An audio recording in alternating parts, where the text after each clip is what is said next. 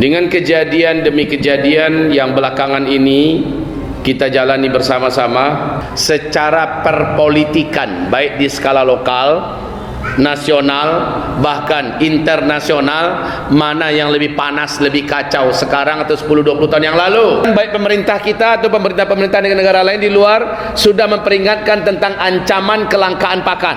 Ancaman pakan internasional sekarang sudah hampir merata. Sebab besok hari 1, 2, 3 bulan akan datang, dunia akan mulai. Di Amerika Pak sudah mulai orang mengabrak-abrik toko-toko, mal-mal yang ada karena lapar. 2-3 bulan akan datang bisa jadi kita akan hijrah dari kota karena terpaksa. Kota-kota nanti akan panik. Orang-orang yang tinggal di kota akan gelap mata, akan kalap karena makanan langka. Yang mau dijarah toko-toko sudah tidak ada lagi, terpaksa. Sebab hari-hari kita ke depan memang luar biasa. Sama-sama cari salah 3 bulan yang akan datang dari kini.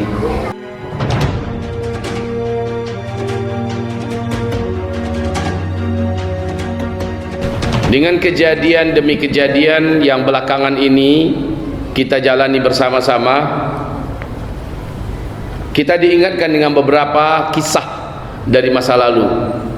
InsyaAllah akan saya bacakan beberapa kisah itu.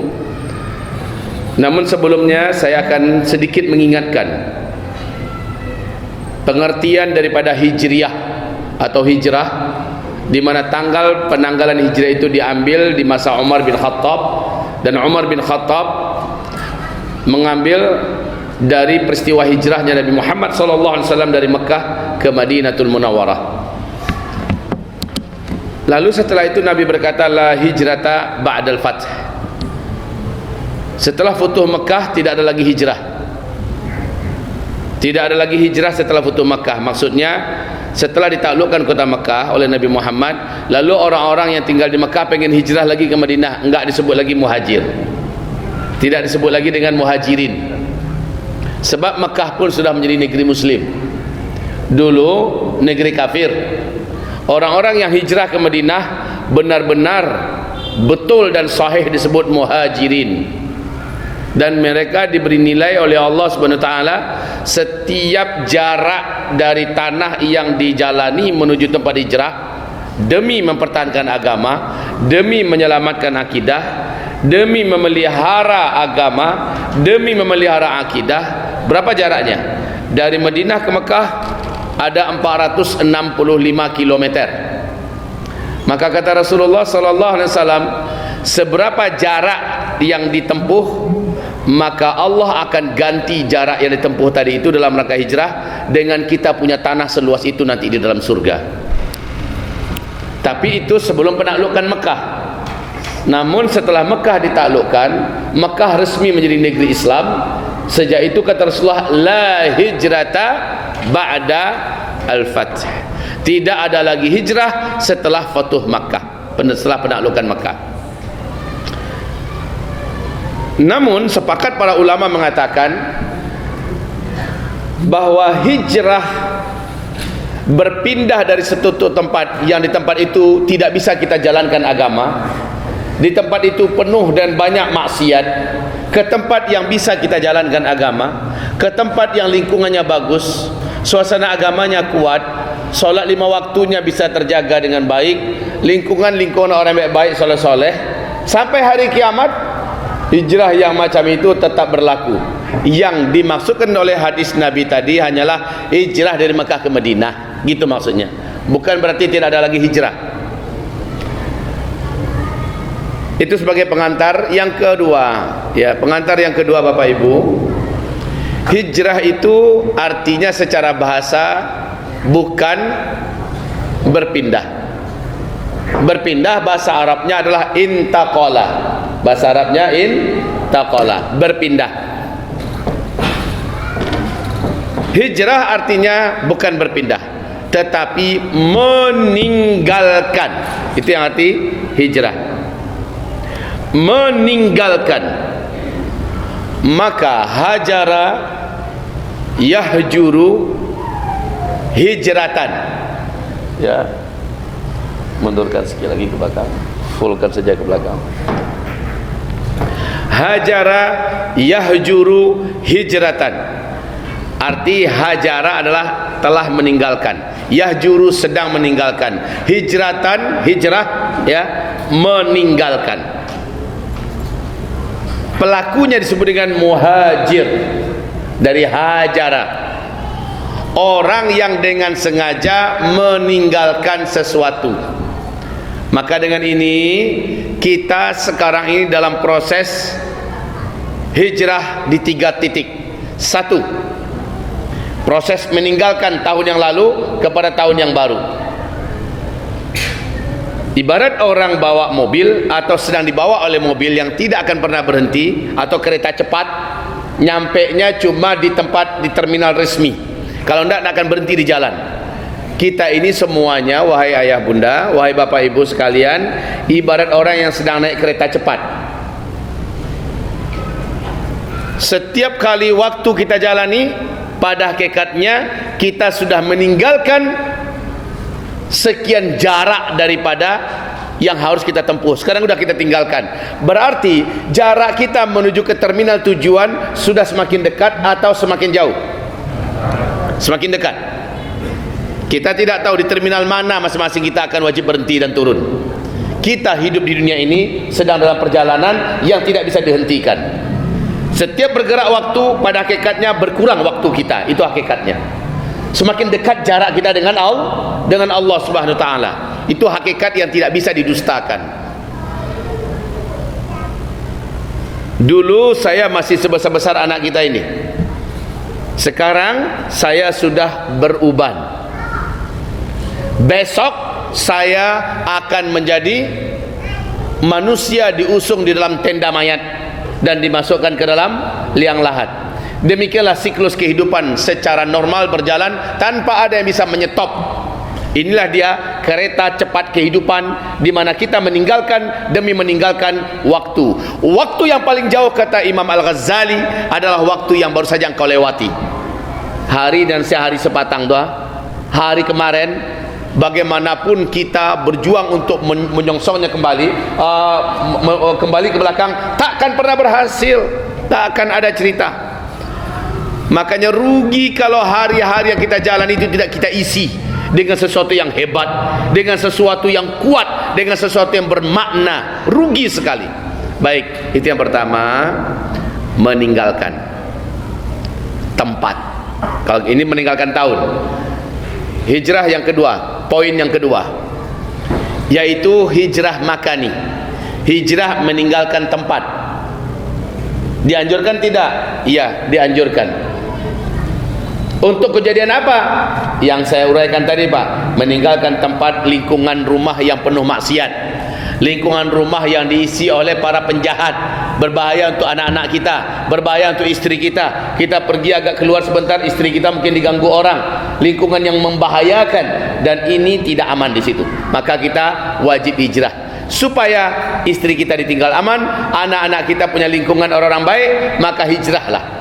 Siapa yang niat hijrahnya karena Allah, karena saya di lingkungan ini atau di negara ini saya tidak bisa menjalankan sholat, saya di negara ini saya diteror, diperangi, jadi saya pindah, itu namanya hijrah. Gara-gara agamanya yang terancam, dia pindah. Pindah ini yang saya bacakan hadisnya tadi. Berapa jauh jarak yang ditempuh? Sejauh itu tanah Allah sediakan dalam surga untuk kita nanti di dalam surga Allah. Niatnya hijrah bukan untuk memperbaiki ekonomi, bukan untuk mencari pasangan. Ambo pindah ke Pekanbaru cek tu. Siapa tahu dapat jodoh dan santiang di situ. Ada orang yang hijrah karena perempuan, kata Rasulullah. Ada orang yang hijrah karena pekerjaan dan dunia. Sebatas itu niatnya, dia mendapatkan sebatas yang dia niatkan, tetapi pahala yang dijanjikan Allah dia tidak berhak mendapatkan. Ini poin kedua, hijrah tempat. Yang ketiga, nah ini dia hijrah yang dimaksud oleh Rasulullah sampai hari kiamat. Hijrah maknawi atau hijrah rohani. Ini hijrah yang dimaksud Rasulullah, hijrah yang ketiga. Hijrah maknawi atau hijrah rohani. Al-muhajiru, kata Rasulullah, man hajara ma nahallahu anhu. Orang yang disebut hijrah itu adalah orang-orang yang meninggalkan semua yang dilarang-larang oleh Allah dan Rasulnya, lalu dia mengerjakan apa-apa yang disuruh diperintahkan oleh Allah dan Rasulnya. Itulah muhajir yang sesungguhnya. Itulah orang-orang hijrah yang sebenarnya. Nah, hijrah macam ini Bapak Ibu bisa kita lakukan setiap hari, bisa kita lakukan di mana tempat, bisa kita lakukan berapapun usia kita. Meninggalkan yang dilarang oleh Allah kepada yang diperintahkan oleh Allah Subhanahu wa taala. Saya berteman dengan orang ini. Sejak saya berteman dengan dia, saya sudah jauh dari masjid sekarang. Sejak saya berteman dengan dia, saya sudah tidak lagi banyak mengikuti pengajian. Saya jadi lalai.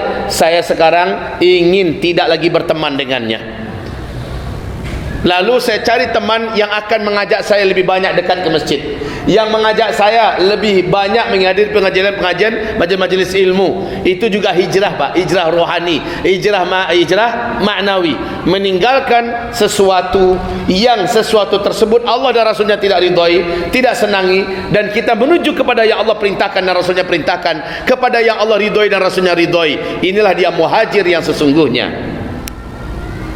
Nah, hamba-hamba Allah yang kami muliakan, jadi dengan singkat judul kita yang ada di spanduk terjawab sudah. Inilah dia hakikat hijrah itu. Selesai pengajian kita, bubar. Dah selesai. Dah. Iya. Kalau mau ngaji kayak Rasulullah sallallahu alaihi wasallam, Rasulullah tuh ngajinya nggak ada lama-lama, Pak. Rasul tuh ngaji 15 menit, 20 menit, 10 menit, selesai. Karena apa? Seluruh sahabat berkata, Rasul itu kalau ngaji to the point. Rasul itu tuh kalau ngaji bahasanya ringkas tapi mengandung kepadatan arti yang berlapis-lapis. Tapi kan itu Rasulullah, Ustaz. Kalau Ustaz kan bukan Rasul. Dan yang mendengar adalah sahabat-sahabat Nabi yang ngerti bahasa Arab. Lah kami bukan sahabat Nabi. Kami orang Melayu. Kami orang Pekanbaru. Kami orang Minang, orang perantauan, Tasasek di Siko. Kami berbeda, Ustaz, perlu diuraikan panjang. Hamba Allah, ayah bunda yang kami muliakan, bapak ibu yang kami sayangi, anak-anak kami yang kami cintai, tahun ini sangat berisiko untuk kita jalani, tapi kita tidak bisa mengelak. Berisiko kita harus jalani, tapi kita tidak bisa menghindar. Harus tetap, ibarat kereta cepat tadi, kita tidak boleh turun di tengah jalan, mati. Jangan meluncur di tengah jalan. Terus bersabarlah dalam kereta. Cuman resiko perjalanan sangat menegangkan. Kita akan menyebutkan apa yang harus kita lakukan. Ustaz, apa dalil Ustaz mengatakan bahwa tahun ini akan sangat berat? Sederhana, Pak, saya jawab. Apa alasan saya mengatakan tahun ini sangat berat? Sederhana sekali. Ayah bunda, saya bertanya dulu ya. Saya bertanya dulu, kira-kira secara ekonomi 10-20 tahun yang lalu, mana yang lebih berat dengan kondisi perekonomian sekarang? Sepakat ya? Sekarang lebih berat? Oke, setuju. Yang kedua, menurut ayah bunda, di segi nilai pendidikan, moral anak-anak kita di dunia pendidikan, mana yang lebih rusak sekarang atau 10-20 tahun yang lalu? Ini juga sepakat? Sepakat, oke. Baik, secara kesehatan, baik skala lokal, nasional, bahkan global, mana yang lebih banyak ujiannya sekarang atau 10-20 tahun yang lalu? Ya, sepakat.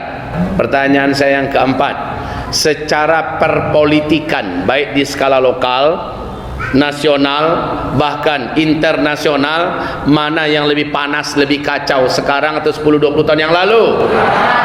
Oke, sudah sama-sama sepakat kita.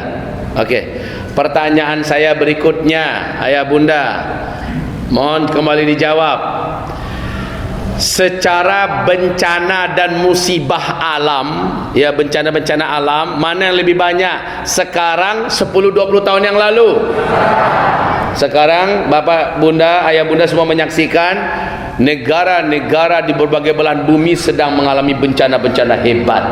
Cina sudah hampir tenggelam semuanya oleh banjir yang sudah 2 bulan. Hujan tidak pernah berhenti-berhenti, tingkat banjirnya sampai 4-6 meter. Kehidupan carut marut sekarang di Cina.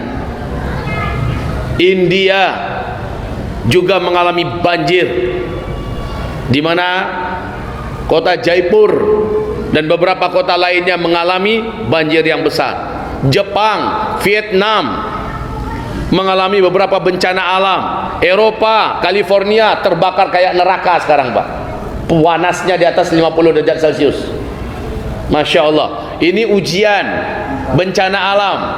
Indonesia sebelah timur bertubi-tubi pula ujiannya, bencananya. Dan ini belum lagi nih, ini akan makin beratnya ke sini, makin berat. Kemudian baik pemerintah kita atau pemerintah-pemerintah negara lain di luar sudah memperingatkan tentang ancaman kelangkaan pakan, kelangkaan makanan. Ini sudah diperingatkan. Xi Jinping, presiden Cina, juga sudah memperingatkan dan bahkan mengancam gubernur-gubernurnya yang ada bahwa wajib mempertahankan pasokan stok pertanian yang bisa menghasilkan padi. Jika gagal, dipecat, bahkan bisa-bisa diruntuhkan dan dipenjarakan. Dianggap ancaman pakan internasional sekarang sudah hampir merata. Kok dikatakan akan lebih berat, Ustaz? Ini aja sudah rasanya susah kami. Saya jawab dengan hadis. Hadis berikut ini, kaum muslimin yang kami muliakan, Rasulullah sallallahu alaihi wasallam menyebutkan bahwa isbiru fa innahu la ya'ti 'alan nasi zaman illa alladhi ba'dahu syarrun minhu hatta talqaw rabbakum. Isbiru, apa artinya itu? Bersabarlah kamu, bertahanlah kamu. Nanti akan datang pada kamu satu zaman di akhir zaman. Akhir zaman itu bila, Ustaz? Sekarang. Dari mana Ustaz bisa memastikan? Begini, Pak. Alhamdulillah, hamba Allah yang sedang berbicara di depan ayah bunda, depan bapak ibu sekarang, Zulkifli Muhammad Ali, pernah menamatkan kitab Fathul Bari Syarah Sahih Imam Al-Bukhari dari A sampai Z dengan salah seorang ulama ahli hadis dunia yang datang dari Sudan. Kami mulazamah dengan beliau sampai dapatkan sanad. Ketika itu kitab itulah diterjemahkan bahasa Indonesia sekarang, Pak. Bara panjang kitabnya dari Tiangko sampai Gojong tuh. Kalau bahasa Arabnya dari sini ke sini. Kitab Fathul Bari. Mulai belajar kami dari subuh sampai jam 10 malam. Kami hanya berhenti waktu sholat dan waktu makan saja. Habis itu lanjut. Baraso iku apa? Angin panas pantat ini saking lamanya kita duduk. Yang hebatnya Syekh kita itu luar biasa staminanya. Kami pelajari hadis demi hadis, bab demi bab, sampai masuk kepada kitab Ahadithul Fitan. Hadis-hadis tentang fitnah-fitnah akhir zaman. Saat memasuki hadis-hadis tentang kejadian dan fitnah-fitnah akhir zaman, kami banyak mengernyitkan kening, kan yang kau mengernyit jadinya. Kenapa? Apa yang digambarkan oleh Rasulullah dalam hadis itu kayak kita yang sedang menjalani sekarang. Maka akhirnya kami bertanya pada Syekh kami, Syekh Musa'id bin Bashir Ali Al-Husaini Al-Sudani. Kami bertanya kepadanya, Syekh, hadhil ahadith tata'allaq bil fitan fi akhir zaman, hal hiya zamanuna nahnu am hiya zamanun akhar alladhi sayati? Wahai Syekh, hadis-hadis fitnah kejadian akhir zaman ini yang sedang kita pelajari zaman sekarang maksudnya karena banyak kemiripan, atau nanti ada zaman yang lain? Apa jawaban guru kita, Syekh kita itu? Laula zamanuna nahnul ana famata. Lebih kurang begitu. Kalau bukan zaman ini, kalau bukan zaman sekarang, maka zaman kapan lagi? Lihat, mana pernah Arab mengalami salju. Sekarang Arab sudah salju, bahkan banjir-banjir dengan hujan. Lihat bagaimana yang dikatakan Rasulullah kepada Muadz bin Jabal, bagaimana kata Rasulullah kepada para sahabat, apabila negeri Arab ini sudah menjadi kaya raya dan mereka berlomba-lomba membangun gedung-gedung tinggi pencakar langit, jarak antara engkau dengan kiamat sudah sangat dekat. Jadi sekaranglah zamannya, kata Rasul, kata Syekh kita. Maka banyak contoh-contoh yang diberikan oleh beliau. Dan pada masa-masa itulah, kata Rasulullah sallallahu alaihi wasallam, hari-hari yang kalian jalani akan semakin buruk daripada yang sudah kalian lewati. Dan hari-hari yang ke depan yang akan kalian hadapi akan semakin berat, semakin buruk daripada hari yang sedang kalian jalani. Maka dengan dasar hadis ini Nabi perintahkan isbiru, senjata kalian cuma adalah bertahanlah. Arti isbiru itu kan bertahan, bersabarlah. Kebalik, tidak bersabar, ini akan tetap terjadi. Bersabar kita itu lebih baik karena lebih menenteramkan di hati, lebih kuat menerima takdir dan lebih ikhlas menjalani ujian daripada kelisak pusui dalam keadaan panik, dalam keadaan menggerutum, mencaci maki, berguling-guling, bentur-benturkan kepala. Memang akan berubah keadaan? Kan tidak, Pak. Jadi bersabarlah, itu pilihannya tidak ada lagi. Sabarlah, kata Rasulullah. Hari-hari yang kalian jalani pada masa itu adalah lebih buruk daripada yang telah kalian jalani, yang telah kalian lewati. Dan hari-hari yang akan kalian hadapi ke depan lebih berat dari hari yang sedang kalian jalani. Dengan dasar ini, saya yakinkan kepada Bapak Ibu semua akan lebih berat dalam segala hal apa saja. Tadi Bapak Ibu sudah jawab semua. Dibandingkan tahun-tahun yang lalu, mana yang lebih berat? Ekonomi. Sekarang, kata Bapak Ibu semua, ya, secara politik mana yang lebih berat? Sekarang. Secara kesehatan mana yang lebih berat? Sekarang. Dibandingkan yang lalu. Ke depan bagaimana? Lebih berat dari sekarang. Ayo, siap tidak menghadapinya, Bapak Ibu? Bapak jawab siap, ya kita buktikan aja nanti. Bapak jawab tidak siap, mau siap tidak siap, tetap harus kita hadapi, ya kan? Tetap wajib kita hadapi. Tolong sekarang ayah bunda sekalian, Bapak Ibu yang kami muliakan, sengajakanlah nanti di rumah, buka YouTube, tulis judul nanti adalah persiapan-persiapan dan amalan-amalan akhir zaman.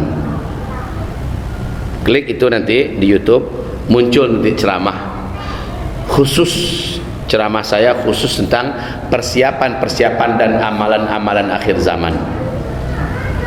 Itu nanti disimak baik-baik, ayah bunda lakukan.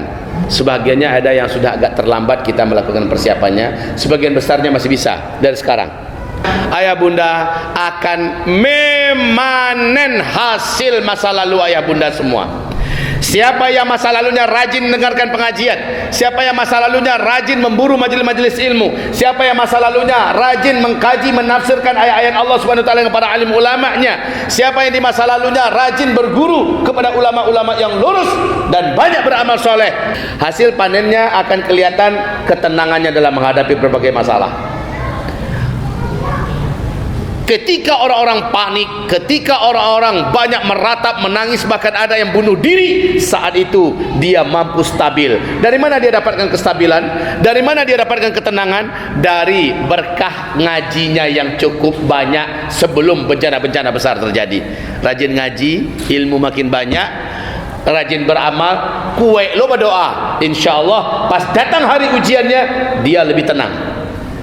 Karena pada hakikatnya persiapan spiritualnya sudah memadai. Sebab hari-hari kita ke depan memang luar biasa. Sama-sama cari salah 3 bulan yang akan datang dari kini. Sama-sama kita lihat apa yang akan terjadi dengan muka bumi kita ini.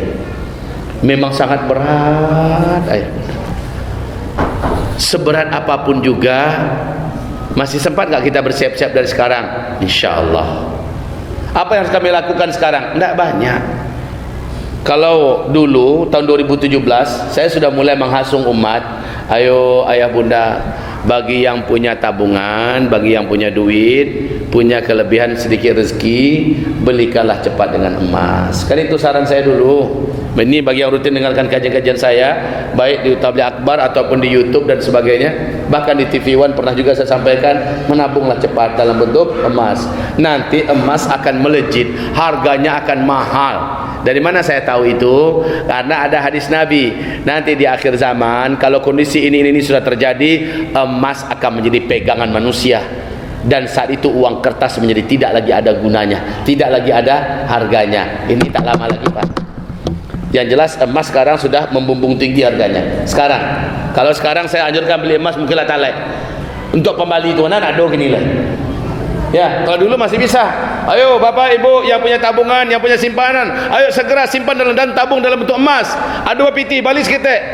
Balik seberapa mampunya. Itu dulu. Kalau sekarang mungkin anjuran saya untuk beli emas sudah tidak lagi efektif. Tapi kalau seandainya ternyata di antara Bapak Ibu masih ada yang punya tabungan, masih ada, cepat belikanlah kepada emas. Nggak usah banyak-banyak, 1 kilo 2 kilo simpan. Nah, kebanyakan loh. Kebanyakan. Baik, saya turunkan sedikit ratingnya. Ya. Kalau tidak sanggup 1 kilo 2 kilo, tidak apa-apa, karena memang inilah level orang Melayu. Sudahlah, saya sarankan belilah emas 1 gram 2 gram, boleh dalam bentuk perhiasan, boleh dalam bentuk emas murni logam mulia, ya, boleh dalam bentuk dinar antam, segala macamnya. Belilah, sebab Nabi menjamin nanti di akhir zaman semua uang kertas akan terbuang berserakan di jalan, sudah tidak ada lagi harganya. Orang saat itu akan kembali menggunakan emas dan perak. Ini sudah saya anjurkan dari 2017. 2018 makin kuat anjuran saya, dan sekarang mulai terbukti. Oke. Tapi itu persiapan yang kata saya sudah agak sedikit terlambat. Kalau setahun 2 tahun yang lalu masih bisa, sekarang sudah agak sedikit terlambat. Kecuali yang masih ada simpanan. Kalau masih ada, ayo capek lah Pak. Bahkan kalau boleh saya nganjurkan, siapa yang punya tanah tidak produktif sekarang, jual cepat tanah itu, lalu jadikan emas. Itu lebih ideal, lebih cerdas. Kalau tidak, tanah-tanah yang tidak produktif, hari ini yang paling tepat segera garap tanahnya, jadikan sawah sehingga dia produktif.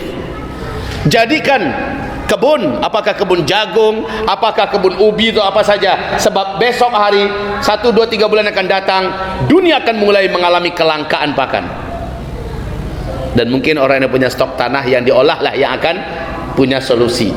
Tapi bagaimana dengan orang yang tidak punya tanah? Tanah kita hanya di depan rumah saja sekian meter. Bagaimana? Apalagi yang tinggal di kota-kota. Sebelumnya saya anjurkan yang tinggal di kota-kota, ayah bunda, tolong dari sekarang, nih saya anjurkan 2-3 tahun yang lalu, ya, saya anjurkan mulailah membangun bangunan rumahnya di kampung-kampung, di dusun-dusun. Jangan tinggalkan kota. Kota tempat kita berusaha, kota tempat kita nyokolahkan anak-anak kita, kota tempat kita kerja. Tetaplah tinggal di kota, tapi kampung sudah disiapkan. Kampung itu punya syarat: 1, harus jauh dari laut; 2, harus tinggi dari laut; 3, harus jauh dari kota-kota padat; 4, harus jauh dari gunung berapi; 5, kampung tersebut punya sumber mata air yang bisa kita olah untuk menjadi lahan pertanian. Itu saya anjurkan dulu Pak. Dan Bapak akan lihat, dan Bapak akan rasakan, Ibu akan rasakan, tak lama lagi semua yang saya sampaikan ini akan jadi kenyataan. Ya, karena kota tempat yang tidak aman lagi untuk di tempat tinggali. Ketika orang kelaparan, dalam hadis sahih Nabi mengatakan tetangga akan tega membunuh tetangganya gara-gara makanan. Di Amerika Pak, sudah mulai orang mengabrak-abrik toko-toko, mal-mal yang ada karena lapar. Ratusan juta orang menjadi miskin di Amerika Pak. Jangan tanya Cina lagi, jangan tanya negara yang sekarang sudah mengalami ujian yang hebat-hebat. Di Singapura sudah mengalami krisis, resesi ekonomi, ya. Begitu juga Jepang, Inggris, Jerman, Perancis dan lain-lainnya, hancur ekonomi mereka. Italia, Allah. Wahai ayah bunda sekalian, saya anjurkan, ayo. Tapi itu 2-3 tahun yang lalu. Sekarang kira-kira lain sempat tak kita mencari rumah di kampung, membuat rumah di kampung? Tak laki tak kini? Jawabannya, kalau hari ini bergerak karena kita punya ada lahan di kampung, masih bisa. Masih bisa. Buatlah rumah sederhana saja dulu, sebuah semi permanen, dari kayu nak apa-apa. dari bambu juga nggak apa-apa, ya, asal atapnya bagus dan punya sumber mata air. Untuk apa? 2-3 bulan akan datang bisa jadi kita akan hijrah dari kota karena terpaksa. Kota-kota nanti akan panik. Orang-orang yang tinggal di kota akan gelap mata, akan kalap karena makanan langka. Yang mau dijarah toko-toko sudah tidak ada lagi. Terpaksa tetangga yang menjadi korban, menjadi mangsa. Ustaz, mengaji ku nan mananangan ati awak lah Ustaz. Iku sama nanakuan kami saya. Konsep mengaji itu kan ada dua, targhib cie, tarhib cie. Yang pertama apa tadi? Targhib. Apa targhib? Motivasi, kasih orang semangat, kasih orang harapan. Tarhib, apa itu tarhib? Beri orang kabar pertakut. Tarhib untuk membuat orang terangsang beramal. Tarhib membuat orang mengantisipasi, kan begitu. Nah sekarang ini untuk tarhib, Pak, untuk menimbulkan keinginan mengantisipasi. Ada yang punya kampung tak, Pak? Ada punya kampung. Kampungnya syaratnya jauh dari laut, tinggi dari laut, jauh dari Gunung Merapi, jauh dari kota-kota padat. Kemudian kampung tadi itu punya sumber mata air dan bisa digarap lahannya untuk pertanian. Kalau capek dapatkan tampe itu dan bangun segera. Mereka sekeluarga hari-hari panik, hari-hari chaos, hari-hari kacau. Keluarga sudah bisa memboyong keluarganya pergi ke kampung yang telah disiapkannya. Tapi kalau boleh saya tambahkan lagi saran, sebaiknya kampung itu diisi oleh orang-orang beriman. Makanya saya istilahkan ini dengan istilah kampung akhir zaman. Apa istilahnya? Kampung akhir zaman. Maksudnya apa kampung akhir zaman? Orang-orang beriman yang soleh-soleh, yang taat-taat itu sudah mengambil kapling-kaplingan di situ dan sudah membangun rumahnya di situ. Rumah murah-murah sajalah, 30 juta, 50 juta lah tagak rumah sederhana. Ya, daripada kita dirikan tenda. Orang akan eksodus dari kota-kota. Kemana kita akan lari? Ustaz, di mata jadi di sinan lo adoi Ustaz. Kalau kini dipikir sebenarnya pocah kepala Ustaz. Biarlah kau nanti terjadi murid itu adoi puluh. Ini bukan sikap yang bijaksana. Kenapa Nabi Nuh disuruh untuk mempersiapkan kapal di atas gunung? Kenapa? Lah nampak banjir tu datang. Alun lah, tapi gambaran lah lagi ada Allah Subhanahu Wa Taala. Bawa seminang le boleh ya? Le paham saudara. Beko ada yang bukan dari Minang taman manung saya. Sudah mengganggu suruh nyawa atau ada gangguan.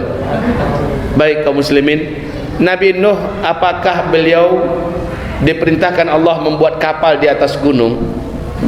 Dia sudah melihat banjir baru dia buat kapal? Tidak. Tapi ada tanda-tanda, ada isyarat dari Allah Subhanahu Wa Taala. Dan Nabi Nuh melakukannya. Orang-orang mencibir, mentertawakan. Mangalah paja. Lah dalang lah gilo lah putih telitayannya. Ini kata orang menanggapi Nabi Nuh alaihissalam. Tapi Nabi Nuh terus kerjakan. Saya sekarang anjurkan di setiap provinsi, kalau ada orang-orang yang punya lahan di daerah seperti ini, tolong jadikan lahannya tempat berkumpulnya orang-orang beriman.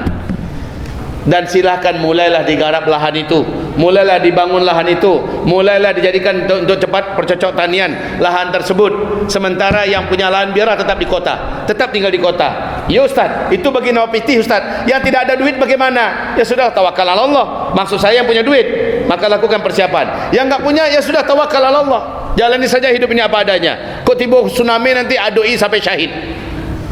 Tapi bagi yang punya kemampuan, dia sudah tahu lari kemana, karena dia sudah punya persiapan itu. Itu maksud saya Bapak Ibu. Tapi ketika saya berbicara ini semua, ini bergantung pada finansial, ya, bergantung kepada finansial. Bapitih bisa. Kalau tidak bapitih, solusi terakhir bagi yang tidak punya duit adalah ini solusi yang paling masuk akal, solusi yang paling mudah dikerjakan oleh siapa saja, yaitu aktsiru minal a'malis salihah wa tawakkalu 'alallahi bid-du'a'i wal yakin. Itu dia solusi yang paling masuk akal. Perbanyak melakukan amalan-amalan soleh, amalan-amalan soleh. Kemudian bertawakallah kepada Allah dengan keyakinan, berdoalah dengan keyakinan. maka di hari-hari sulit itu Allah akan tolong kita. Ini saya akan sebutkan beberapa kisah. Awal-awal mengaji tadi saya sampaikan, saya sebutkan beberapa kisah. Contoh yang pertama, oi ayah bunda, saudara-saudariku, menurut ayah bunda semua, amal soleh yang kita kerjakan sekarang ini menolong kita di dalam kubur di hari kiamat kelak apa tidak? Di dunia bisa menolong kita apa tidak? Contohnya ada tidak?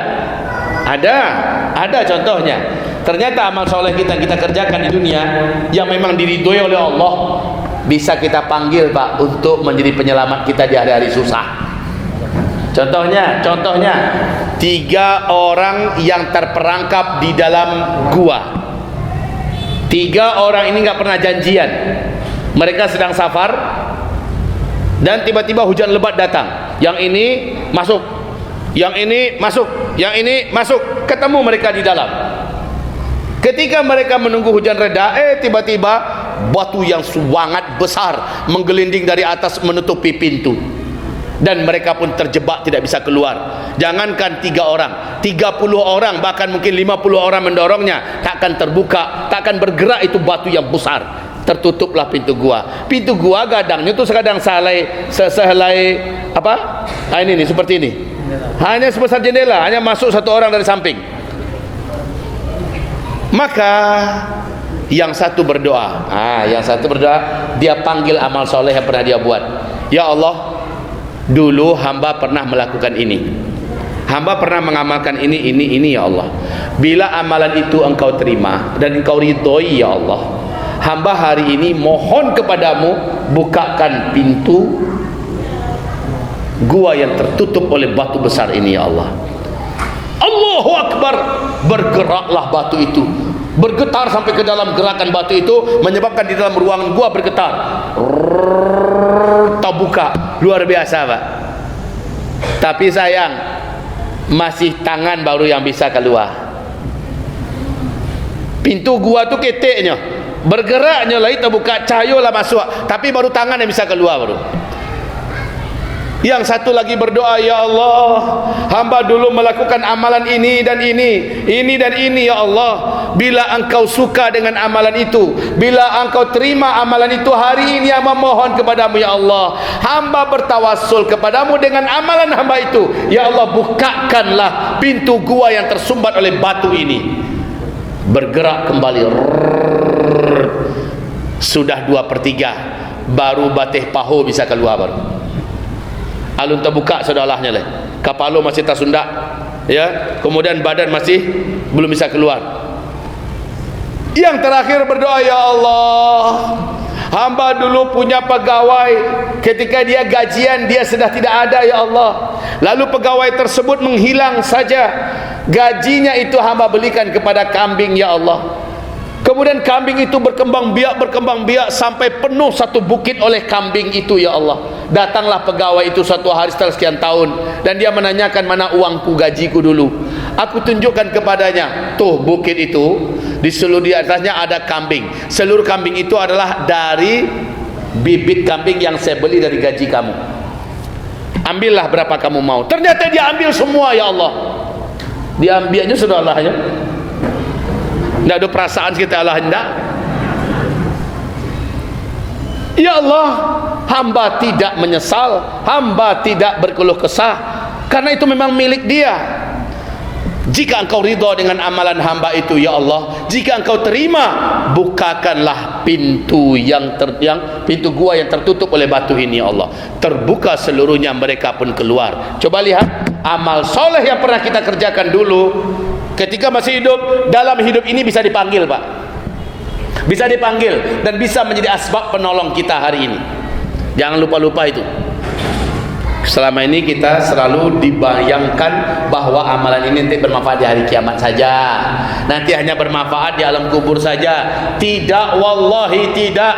Dia akan bermanfaat ketika kita masih di dunia. Contoh,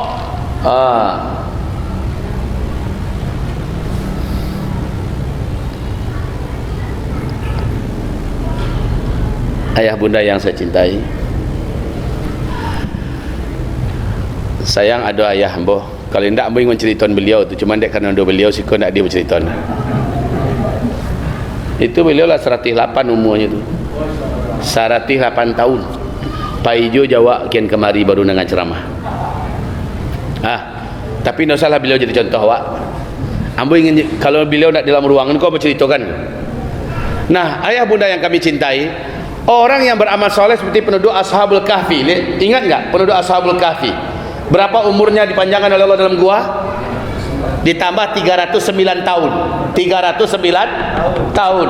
Tanpa makan, tanpa minum, ya, tanpa mereka melaksanakan apa-apa, dan umur mereka tetap diawetkan oleh Allah, badan mereka tetap awet dan mereka hidup sehat. Gara-gara apa itu? Berkat akidah dan amalan mereka yang Masya Allah ketika mereka masih ada di alam lepas. Allah jadikan akidahnya yang benar-benar murni, amal solehnya yang luar biasa, menjadi asbab panjang umurnya. Coba lihat di dunia, amal soleh itu sudah berguna di dunia. Atau contoh yang lebih sederhana, di dunia itu bermanfaat. Ada tidak di antara ayah bunda yang sudah terjepit oleh hutang sekarang? Jawab saya lado ya. Siapa zaman ini orang-orang yang tidak keimpit oleh hutang? Ada. Mari kita lihat, bisa nggak utang itu dibebaskan oleh amal soleh kita? Bisa. Caranya bagaimana? Gampang. Gampangnya bagaimana? Sederhana kok. Coba saja lihat. Ketika Ali radhiyallahu anhu susah dan istrinya Fatimah Az-Zahra putri Rasulullah sedang susah, sudah 10 hari mereka nggak ada makanan, sampai pada akhirnya Ali bin Abi Thalib terus ke pasar menawarkan jasanya sebagai tukang angkut, tukang angkat menantu Rasulullah tu Pak, tukang angkui di pasarnya, tukang angkui barang-barang. Ada yang kamu angkatkan barang dah, upahnya adalah sekian biji kurma lah, sekian hari nak ada tu orang sedang payah lu sadonya. Lalu ternyata pas Ali bin Abi Thalib pulang ke rumah, istrinya berkata, wahai suamiku, ini ada uang 6 dirham, belilah ke pasar untuk makanan anak-anak kita, ada lebih sedikit jadikan makanan kita. Ali bin Abi Thalib bertanya, ai istriku, dari mana engkau dapatkan uang ini 6 dirham? Maka sang istri berkata, tetangga minta tolong untuk mengadon tepungnya dijadikan roti. Dari pagi saya mengadon tepung dan sekarang sudah dikasih upah 6 dirham. Dilihat oleh Ali bin Abi Thalib, telapak putri Rasulullah, istrinya yang tercinta ini malah puah Pak, malah puah ya, dia karena angiknya menggiliang dan mengadon tepung, menitiai mata Ali bin Abi Thalib. Istrinya yang akhirnya mendapatkan duit. Berapa dirham tadi? 6 dirham. Ali pun masukkan duit itu ke kantongnya dan dia pergi ke pasar. Di tengah jalan Ali bin Abi Thalib diambil di orang gaib dan mukanya pucet. Orang tua bermuka pucat menggigil badannya menghentikan Ali bin Abi Thalib, dan dia berkata, Tuan, berikanlah ke saya apa yang ada di tangan Tuan. Sudah sekian hari kami sekeluarga tidak makan. Dan tahu bapak itu bahwa Ali bin Abi Thalib dan sekeluarga juga sudah 10 hari enggak makan. Tapi orang itu mengatakan, titipkan kepada Allah harta yang ada di tangan Tuan lewat kami. Biarlah Allah yang mengganti dengan lebih baik untuk Tuan. Ini kata orang tua itu. Ali bin Abi Thalib hafal ayat, Man dzalladzi yuqridu Allah qardan hasana yudha'ifuhu lahu adha'afan katsirah wallahu yaqbidu wa yabsutu wa ilaihi turja'un. Siapa saja orang yang menitipkan pinjamannya kepada Allah, karena Allah pasti akan mengganti untuknya dengan gantian yang berlapis-lapis kali banyaknya. Allah lah yang melapangkan rezeki, Allah lah yang menggenggam rezeki, dan kepada Allah lah kalian semua akan kembali. Ayat itu hafal oleh Ali bin Abi Thalib. Maka dengan mantap dimasukkan tangannya ke dalam kantong. Duit yang ada 6 dirham dari istrinya tadi diambilnya Pak, bukan satu, bukan 2 keping, kasadualah nyo ambil di karuknya sadonya. Rep. Diramihnya tangan orang tua tadi, Pak, bawalah pulang. Agiah makan keluarga Pak. Padahal beliau lah 10 hari lo nak makan. Pergilah bapa itu sambil berdoa, ya Allah gantilah dengan lebih baik, ya Allah berikanlah untuknya ganti lebih baik. Awas, ini amal soleh, langsung di dunia didapatkan langsung hasilnya, tidak usah nunggu di akhirat. Di akhirat itu sudah pasti, di dunia langsung didapatkan. Pergilah orang tua itu, Ali bin Abi Thalib, ikut tak kena hipnotis kan Ali kau dah? Bukan, Ali bin Abi Thalib tidak kena hipnotis ya. Kalau zaman kini ya, tapi orang pun dah langsung hilang. Tidak, kok karena iman yang bergerak. Ali bin Abi Thalib sadar betul, ini bukan dia yang mencari, ini hasil peluh keringat istrinya yang tercinta. Tapi sekarang telah disimpankan kembali kepada Allah Subhanahu wa ta'ala. Dia pulang ke rumah, istrinya harap-harap cemas menunggu, tapi dilihat tangan suaminya dua-duanya kosong. Sudah pulang dari pasar bang? Sudah. Mana belanjaan? Nggak jadi belanja. Abang, kenapa bang? Ada masalah? Tidak ada masalah. Duit yang engkau berikan tadi saya titipkan kepada Allah Subhanahu wa ta'ala. Caranya bang? Caranya dia ceritakan kejadian di tengah jalan. Maka sang istri langsung berdoa, ya Allah terimalah titipan kami. Onde mande, kau bini solehah sejati. Zaman kini pak, bersebut model itu di mau taang.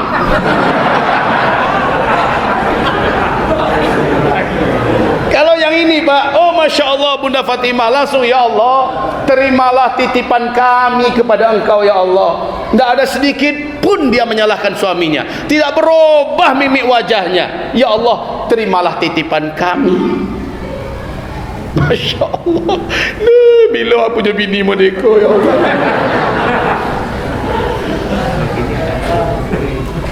Amin bu, amin kan capek bu. Mudah-mudahan jadi bu macam Bunda Fatimah, amin. Terus Ali bin Abi Thalib kembali lagi keluar. Di sini kisahnya langsung menjadi emas dalam sejarah. Datanglah seorang Arab Badui berkulit hitam legam membawa seekor onta yang gemuk dan sehat. Apa kata orang Arab Badui itu? Pak, belilah onta saya jual murah pak. Apa kata Ali bin Abi Thalib? Berapapun murahnya engkau jual, saya tak ada duit untuk membelinya. Pak, saya hanya jual ini 100 dirham saja. 100 dirham saja. Kalau pitih kini 100 dirham itu dirupiahkan 125.000. Berarti berapa pitihnya jadinya? 100 dirham saja 125.000, 12 juta setengah kan? 12 juta setengah. Apa kata Ali bin Abi Thalib? Saya nggak ada duit. Maka orang itu berkata, tidak apa-apa, bapak ambil onta ini, jualkan ke pasar ternak, untuk saya 100 dirham ya, sisanya berapa yang terjual itu untuk bapak. Ali bin Abi Thalib merasa tidak percaya. Kau tak kenal saya, lalu tiba-tiba engkau titipkan onta ini untuk saya jualkan. Kenapa tak engkau sendiri yang jual ke pasar ternak? Engkau bisa mengambil keuntungan lebih banyak. Apa kata orang itu? Saya sudah ada gerak untuk menitipkan ini pada bapak, dan saya hanya minta 100 dirham untuk saya. Kamu yakin? Yakin, kata orang itu. Maka Ali pun pergi ke pasar ternak. Baru masuk gerbang pintu pasar ternak lah disongsong di orang kaya. Bajua untuknya kok pak. Langsung sekali, bajua untuknya kok pak. Iya, kata Ali bin Abi Thalib. Bara pak jual? Saya jual 300 dirham. Ambo balik kicau orang. Tidak bagus-bagus kan? Tidak ada pakai tawar menawar. Saya beli katanya. Dan memang harga onta kalau yang bagus itu di Arab itu anggaran 30 jutaan lah. Itu harga onta yang bagus. Sementara ini kan gemuk ontanya, besar, gemuk. Kalau 100 dirham saja 12 juta setengah. Berarti kalau kali 3 saja itu kan sudah 27 juta 500 ya. Harusnya harganya 30, makanya orang tuh nggak nawar lagi. Langsung saja saya beli katanya. 300 dirham kah? 300 dirham di tangan. Orang tu tadi meletakkan berapa? 100. Datanglah Ali bin Abi Thalib. Ikut kisah luar biasa, kisah heroik imani yang luar biasa. Coba kalau Ali ingin lari kan bisa saja lari itu. Iya kan? Tapi tak terpikir untuk lari. Dan memang tidak ada niatan sedikit pun. Lalu Ali bin Abi Thalib datangi orang itu. Memang orang itu sedang menunggu.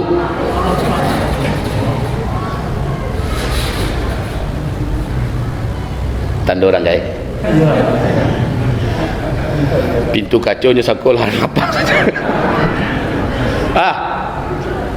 Ayah bunda itu tahu tak ayah bunda manga beliau gini tu paling-paling beliau buka lapak kopiah, menggalih kopiah bekolah laku kopiah kau untuk sedekahan dek beliau, hobinya tu dapat pitih sedekahan. Beliau pergi umrah nak mau dari pitih kami tu, dari pitihnya surat. Masya Allah.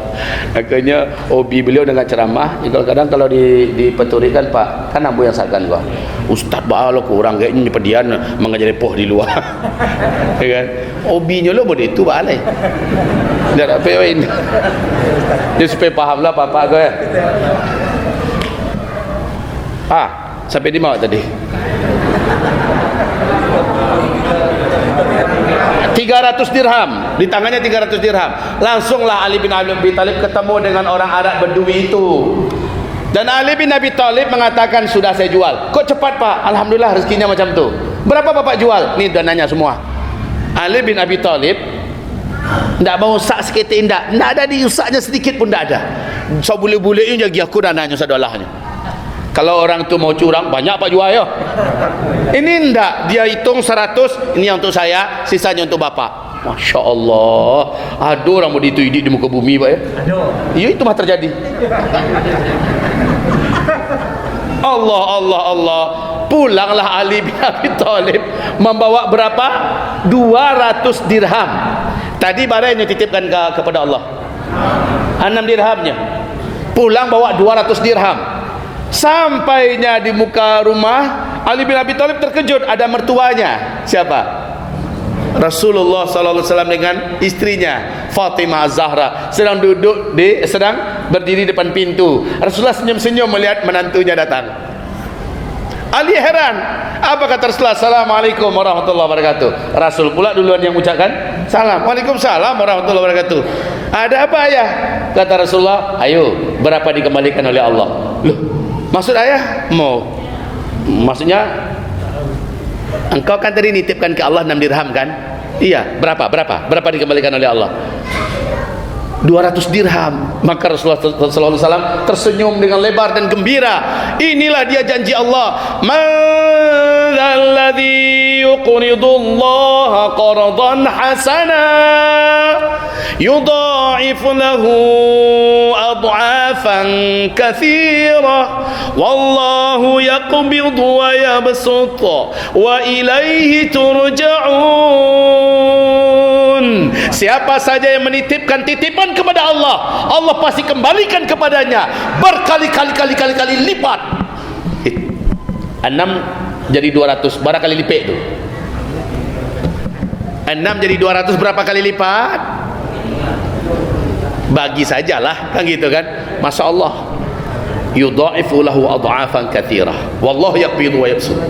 Jadi maksud saya begini. Nah sekarang ayah kan nggak ada lagi di sini nih, boleh saya cerita? Boleh. Tapi nak boleh pakai mic doh. Telinga beliau nyariang tu. Bu, boleh terang asal bu? Berapa umurnya tadi? 108 tahun. Semoga Allah jaga beliau dengan umur yang sehat, amal soleh yang banyak, husnul khotimah. Amin. Ayah bunda yang kami cintai, kita tutup sudahlah ya. Ini dah ke pintu lah. Okey. Bismillah ayah bunda. Saya ibunda kandung meninggal dunia ketika umur saya baru 5 atau 6 tahun lah baru. Lah meninggal dunia, kami sambil orang angkat pada dia. Beliau seorang yang mengurus kami. Masak dari jam 3 tu lah, masak jam 3 subuh, masak air, masak nasi segala macamnya. Kami di mandiannya, di dialaunya ke masjid. Dialaunya kami ke masjid dari kecil begitu. Dan kami belum pernah melihat beliau meninggalkan tahajud walaupun satu kali. Sejak dari kecil kami. Beliau selalu baca Al-Quran tanpa pakai kacamata. Al-Qurannya ketek tu tak pakai kacamata tu, tak pakai kacamata. Telingonya riang, utak janiah. Memori masa lalunya di zaman Belanda, zaman Jepang tu tak kena dia saudara. Ya, kalau jalan tu Pak, walaupun bungkau itu kancang pada awak lah. Acuk tinggal awak dia. Mandaki tu cendu angin tu. Ya. Jadi kalau orang merasa ditanya orang, "Barang mau apa?" Paling-paling 70 lah kecil orang kan. Boleh mau apa? Kini mungkin antara 70 dan 80 lah Pak ya. Ya, ini dia ya saja. Tapi kalau lihat di KTP-nya Pak 1912 lahirnya. Maka kaum muslimin yang kami muliakan, itu adalah buah amalan soleh di dunia. Belum lagi di akhirat, di dunia dia sudah mendapatkan. Itu maksud saya. Di dunia dia sudah mendapatkan. Ndak bara kalinya tak hitung cuma khatamkan dalam sebulan Al-Quran tu. Sedang berjalan untuk baca Quran je baru. Sedang ada ondanya Al-Quran je baca baru. Ya. Solat 5 waktu nak pernah beliau mau tinggalkan. Itu buktinya. Allah jadikan hidupnya setilapan, tidak menyusahkan anak. Kini bakadainya Pak, botokonya. Inyo surang yang mengurus kadainya, tokonya. Pai balanjo ke pasar inyo surang. Pai balanjo inyo surang. Di kawanan dewak tadi lah, dulu lah. Itu. Jadi ini maksud saya ingin berikan bukti. Amal soleh kita di dunia ini tidak hanya bisa dinikmati hasilnya nanti pada hari kiamat atau di alam kubur saja. Ketika masih di dunia, kita sudah bisa menikmati hasilnya.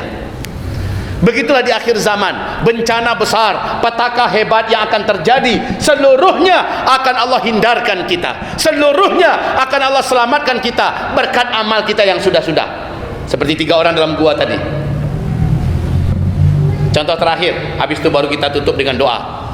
Contoh terakhir, ingat dengan Nabi Yunus. Beliau digelari oleh Allah dalam Al-Quran dengan sebutan Dhunnun.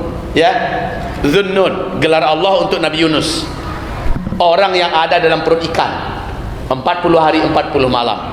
Saya bertanya sama ayah bunda, itu karena dosa Nabi Yunus dia masuk dalam perut ikan atau tidak? Ayo bunda, jawab ayah. Jawab saudaraku. Karena dosa beliau masuk dalam perut ikan apa tidak?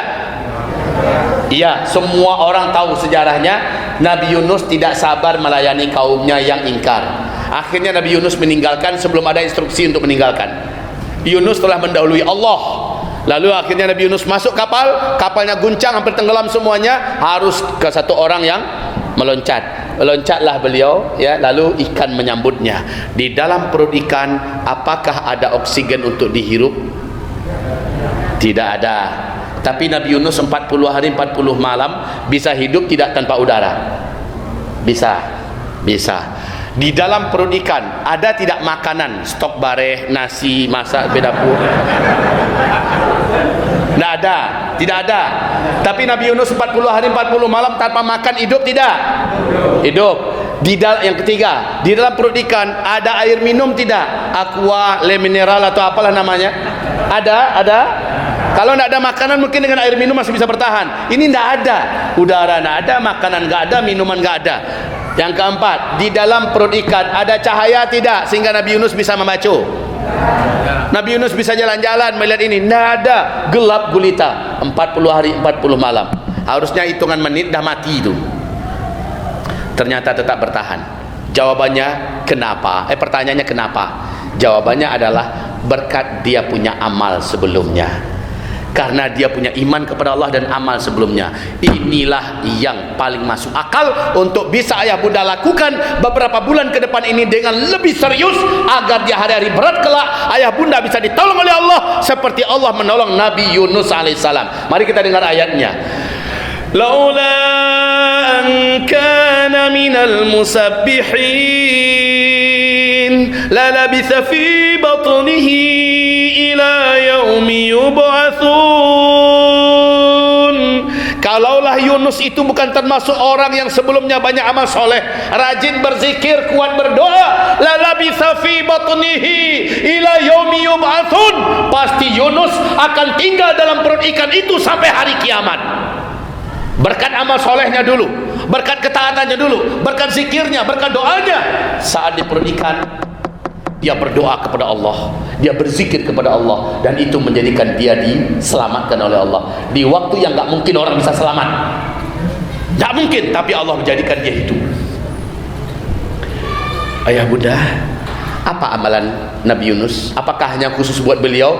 Di dalam hadis sahih riwayat Imam Muslim, Rasulullah sallallahu alaihi wasallam bersabda, "Ala unabbiukum bi syai'in," wa fi riwayah bi amalin, maukah kalian aku ajarkan suatu amalan idza nazala bi rajulin minkum karbun aw bala'un min balayad dunya, kalau ada salah seorang di antara kalian ditimpa oleh bencana besar yang bisa mematikan, oleh petaka yang bisa melenyapkan kehidupan, lalu datanglah bencana itu menimpanya, dia baca amalan ini, dia doakan doa ini, maka dia pasti Allah selamatkan. Mau enggak kalian saya ajarkan doa itu, kata Rasulullah. Para sahabat kompak menjawab, qalu bala, mau ya Rasulullah. Maka Rasul berkata, doa Dhunnun, itulah dia doanya Dhunnun di dalam perut ikan. Apa doanya Dhunnun? La ilaha illa anta subhanaka inni kuntu minadh zalimin. Sama-sama, la ilaha illa anta subhanaka inni kuntu minadh zalimin. Sekali lagi, la ilaha illa anta subhanaka inni kuntu minadh zalimin. Ini doanya. Tidak ada yang berhak disembah kecuali hanyalah Engkau ya Allah. Engkaulah yang maha suci. Aku mengalami kejadian ini karena dosaku ya Allah. Aku ini hambamu yang zalim. Diulang-ulang dia baca itu, dia akui bahwa dia sudah berbuat dosa. La ilaha illa anta subhanaka inni kuntu minadh zalimin. Sepanjang dalam perut ikan Nabi Yunus baca ini sehingga bergoncang arasy. Para malaikat bertanya-tanya, apa yang menjadikan arasy ini bergoncang? Maka Allah berkata, dalam perut ikan, di dalam kedalaman laut yang paling dalam, para malaikat pun segera menyongsong ke tempat yang ditunjuk oleh Allah. Ternyata Nabi Yunus yang berzikir dengan la ilaha illa anta subhanaka inni kuntu minadh zalimin. Ini Pak, kata Rasulullah, siapa yang baca doa ini, apapun masalahnya, apapun penderitaannya, apapun juga bebannya, bencana yang akan mengancam nyawanya dan keluarganya, dia baca ini sebanyak-banyaknya, maka Allah lepaskan dia, Allah selamatkan dia. La ilaha illa anta subhanaka inni kuntu minadh zalimin. Tapi ada kaitannya dengan syarat sebelumnya. Sebelumnya dia sudah orang beriman, dia sudah orang yang soleh, dia orang yang rajin berzikir dan banyak berdoa. Sekali ketika dia sedang terancam, dia langsung berdoa, Allah langsung sambut, Allah langsung kabulkan. Dan di sini dia final daripada hadis Nabi adalah man sarrahu ayastajib Allahu lahu inda syada'idi wal karib falyukthir du'a inda raha. Artinya, siapa yang senang hatinya, Allah langsung kabulkan doa-doanya ketika dia sedang berdoa pada masa bencana besar, petaka hebat yang bisa merenggut nyawanya dan nyawa keluarganya. Dia berdoa kepada Allah, satu kali dia berdoa, langsung Allah kabulkan doanya. Siapa yang mau Allah perlakukan dia demikian, kata Rasulullah, segeralah memperbanyak berdoa setelah beramal di masa-masa masih aman dan tenang. Kita sekarang masih masa aman tidak? Sekarang kondisi kita masih tenang tidak? Perbanyak berdoa setelah beramal. Lapis sholat sunat Bapak berdoa, lapis sholat wajib berdoa, lapis zikir pagi berdoa, lapis selesai baca Quran berdoa, selesai puasa Senin Kamis, puasa Asyura berdoa, lepas kita bersedekah berdoa, berdoa. Nanti ketika hari susah di mana bisa merenggut nyawa, sekali saja kita berdoa langsung Allah selamatkan kita. Tapi diojo dari kini, diojo dari kini, dari sekarang Pak. Oke, dan waktu kita beberapa bulan ke depan. Bencana-bencana besar terjadi, dengan satu kali genjotan doa Bapak, Allah akan langsung kabulkan. Syaratnya dari sekarang Bapak Ibu sudah rajin berdoa. Berdoanya kapan Pak? Setelah beramal. Setelah beramal. Tapi zikir yang spesial adalah zikirnya Nabi Yunus alaihissalam, la ilaha illa anta subhanaka inni kuntu minadh zalimin. Dah cukup panjang Bu pengajian awak.